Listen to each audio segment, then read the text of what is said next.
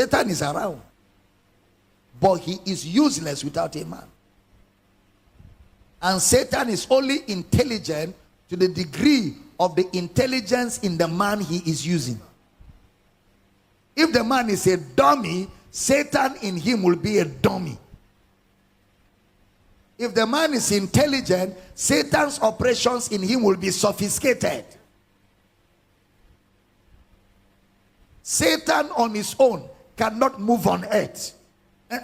He will have to find an ally in a man. He has to find an ally.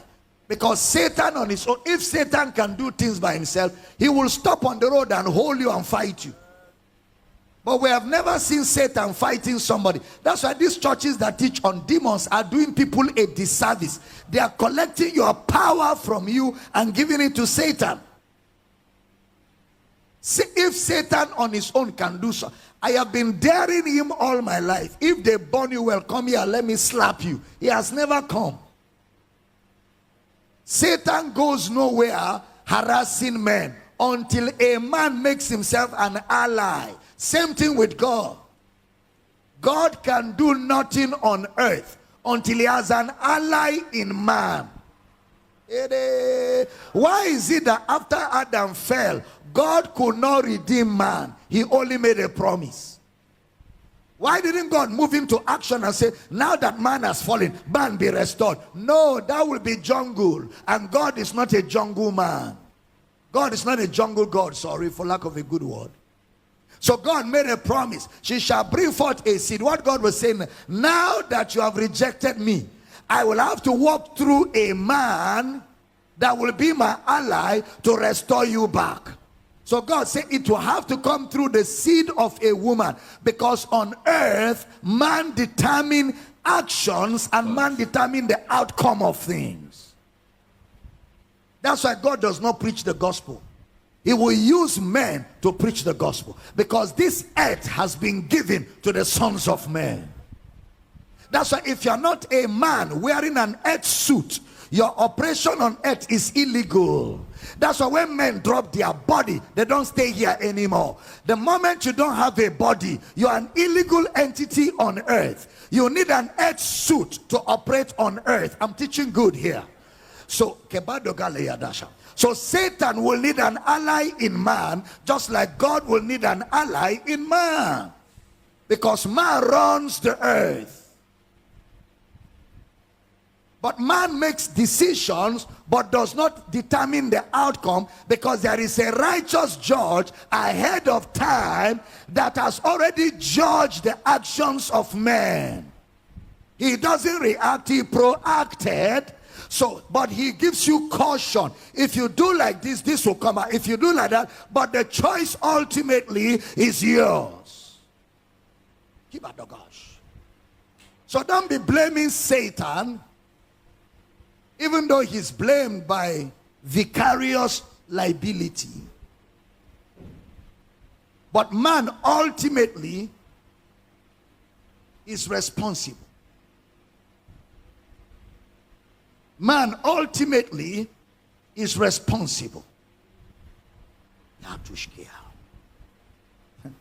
Let them have dominion. Let them have dominion. Not let us. Let them. Man is in charge of this planet. That's why man can determine how many children he can have in marriage. Except he's an ignorant man, producing as if he's in a hurry to fulfill the scriptures. Be wise. When he says fill the earth, he didn't say your family alone. It is our collective responsibility to produce 2, 3, 2, 3, 4, 5, 2, 3, and for those that are ignorant, 12, 15.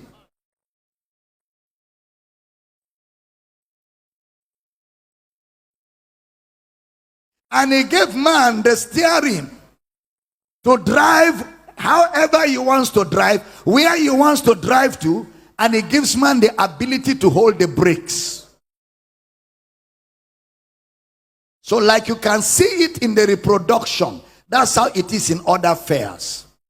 Man takes the action, But man does not control the outcome of the actions.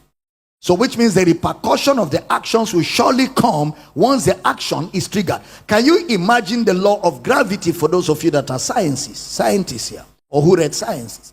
Whatever goes up comes down. That's a law in Genesis. You can never be too anointed to go up and not come down. I'm yet to see any anointed man who hung in the air and stayed there preaching. Except those that made their church members carry them on their shoulder.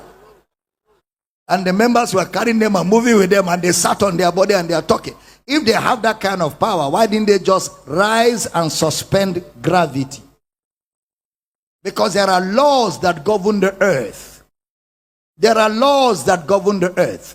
And your anointing cannot stop those laws. But a miracle can happen. But a miracle will not be sustained. Miracles are not sustainable. Miracles are just emergency interventions, like a quick fix.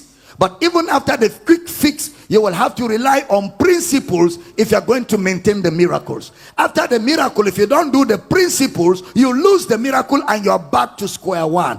Because the way God designed for men to operate on earth is by principles, not by miracles.